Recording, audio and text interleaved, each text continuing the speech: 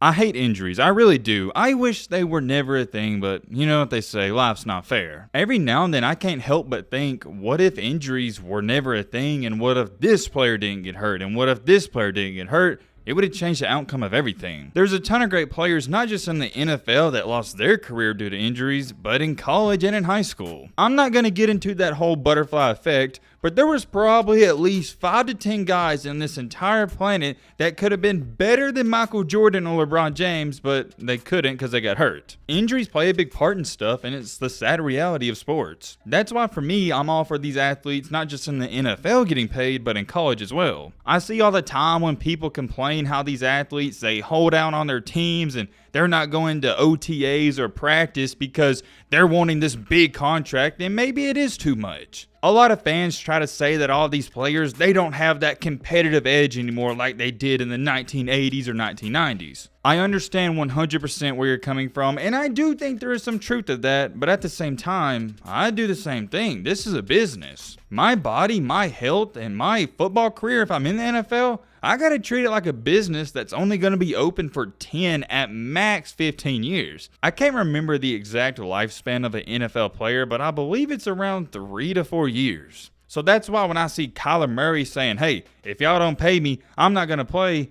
I'm not too upset about it. You gotta think about it. Kyler understands it. He's not dumb. He knows he scrambles a lot, and that's why he wasn't scrambling later on in the season. Think about this. Let's say Kyler Murray, he doesn't care about money. He goes out there next year and has a career-ending injury, and he didn't sign a big contract. You think the Cardinals or any NFL team's going to go up to him and say, hey, we feel sorry for you. We're sorry that happened. We're still going to offer you 4 years, $140 million.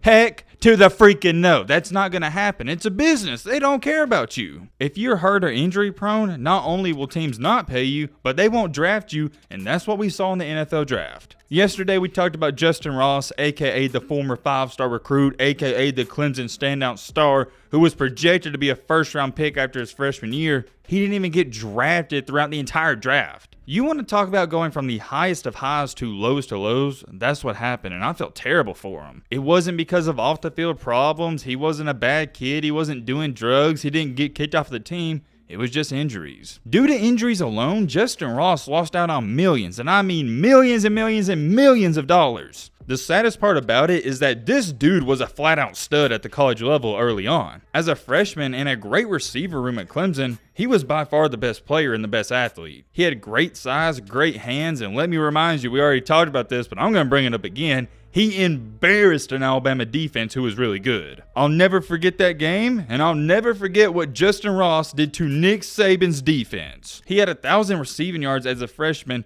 but check out this stat. I think it's the most intriguing. In the college football playoff semifinal game against Notre Dame, he had 6 catches for 148 yards with 2 touchdowns. I'd say that's not too shabby for a freshman wide receiver on a big stage. And then right after that, he played the game of his life against Alabama, where he had 6 catches for $153 and 1 touchdown. So right there, in 2 of the biggest games of his career as a true freshman, when he's healthy, he had over 300 yards. I'm not even sure if the numbers give you a great perspective at just how great he was as a freshman. Unfortunately, he did have to deal with some injuries, and that set him back a ton. He had a major spine injury where he missed the entire year, and he had a surgery, and he's still recovering from that, and he also had a stress fracture in his left foot. By far, though, it goes without being said, the most concerning one is the spine, because we don't see that every day. Here's what I want some of you to understand. I have seen the argument where some are saying, oh, well, Jameson Williams, he tore his freaking ACL and got selected in the first round. What's the difference? The difference is we know an ACL, yeah, you're going to be out for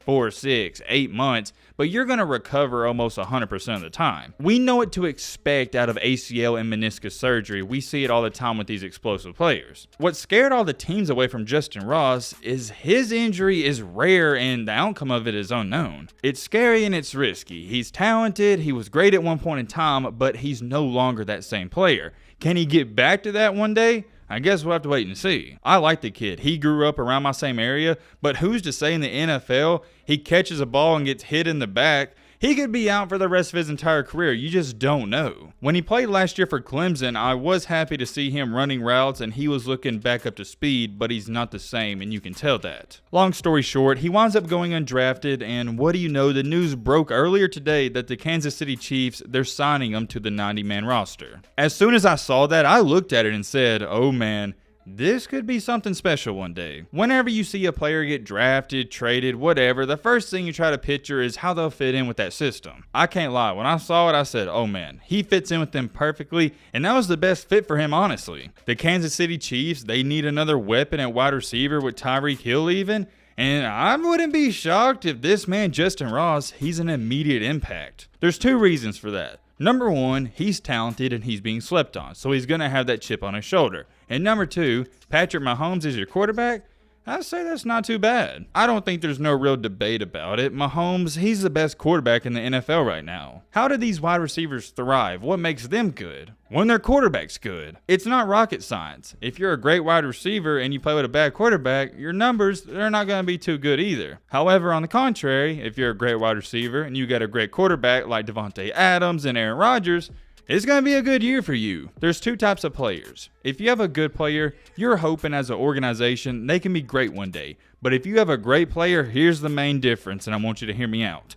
Great players make good players great. I hope that makes sense. Let me dumb it down even more. Great players like LeBron James, although I'm not a big LeBron fan, I gotta give him credit and admit the cold hard facts. He makes other players on his team better. It's the same exact thing with Tom Brady. Wherever he goes, he's going to make the others around him rise to his level. That's why I believe Justyn Ross going to the Chiefs, he could be their new secret weapon. The only real knock I have on his game is he's not the fastest guy ever. It doesn't concern me because we see Cooper Kupp, he's not fast if you line him up, but he's quick and explosive. And the great thing about it, if you're a Chiefs fan, you got nothing to lose because you didn't waste a first or second round pick on this guy. You got him in the undrafted free agency. I would expect him to make the roster, so let's say worst case in scenario, he has 10 catches for 200 yards. Well, hey, at least you got something out of him. Back on topic with the spine injury, it's still confusing even to everyone out there because nobody knows how to feel about it. Here's what Ian Rappaport had to say. He stated that Justyn Ross had his spine surgery, blah, blah, blah, blah.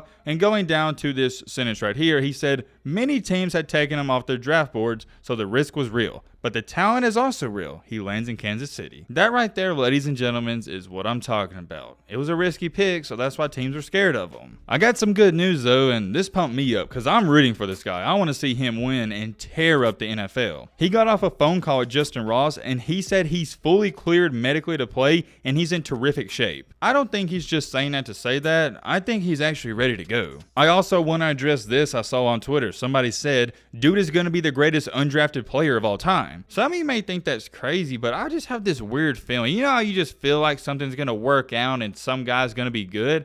I got that feeling with him. I don't know what it is. There's something about him. I like his aura. I like the way he plays. He just had unlucky circumstances. He's a guy where I feel like if you put him in the right situation, he's going to succeed no problem at all. Whoa. Hold on. I know this is off topic, but I saw this and I got to show you guys. Did y'all see that video and that picture of George Pickens watching himself get drafted? I'm going to show it to you right here. I thought that was a joke. This man is a menace to society. Who stands like that on NFL draft night right in front of the TV? People were saying stuff like NFL Youngboy, and people out there still don't believe it. I didn't either. Somebody said this guy be fake, but actually for real, it's a real picture of him. It's actually a video clip. I'm just showing you the picture. I brought up George Pickens because I think both of these guys, they can somewhat relate. George Pickens was projected to go in the first round early on in his career, and he had injury problems as well. Obviously, Pickens came out on the better side of it because he got selected in the third round. Both of these guys, they're not extremely fast, but they're athletes and they're tall and they got good size. Whenever I watched George Pickens play for Georgia this year, I saw a lot of Justyn Ross in his game as well. If you had to compare two wide receivers in the NFL draft, I think these guys, they're very similar. I do got to say, I believe Pickens is going to be way more productive in his first couple of years, but don't sleep on Justyn Ross. If I was you, I would keep a very, and I mean a very close eye on him in the Kansas City Chiefs. He could be that next guy to sneak into that slot wide receiver position that the Kansas City Chiefs love to have. I also know somebody's going to comment, yo, Matt, what are you talking about? He's not going to take Tyreek Hill's position. That's what Juju's going to do. Yes, I understand it. Juju Smith-Schuster, he's going to be more of a focal point wide receiver What I'm saying is Justyn Ross, he could get some reps here and there. Do I expect Justyn Ross to come in and start week 1? Absolutely not. I'll take it a step farther. I'd be shocked if he started any game, and I'd be shocked if he played meaningful minutes throughout the season. I don't want to say the Chiefs are loaded at the wide receiver position, but they have a ton of depth. Ross is going to have to fight to get playing time, but like I said, injuries are a real thing. So who's to say, and I'm not wishing this, but it could happen. It's a reality. 1 or 2, maybe 3 receivers for the Chiefs, they could get hurt. And what do you know, Justyn Ross, he looks up and he's the next man up. Let me make this clear, I'm not hoping none of the Chiefs wide receivers get hurt, but it could happen and they could use them. I'm very curious. Let me know your thoughts on this down below. I'm wishing Justyn Ross the best of luck and hope he sees a lot of success. Drop your comments down below, but peace.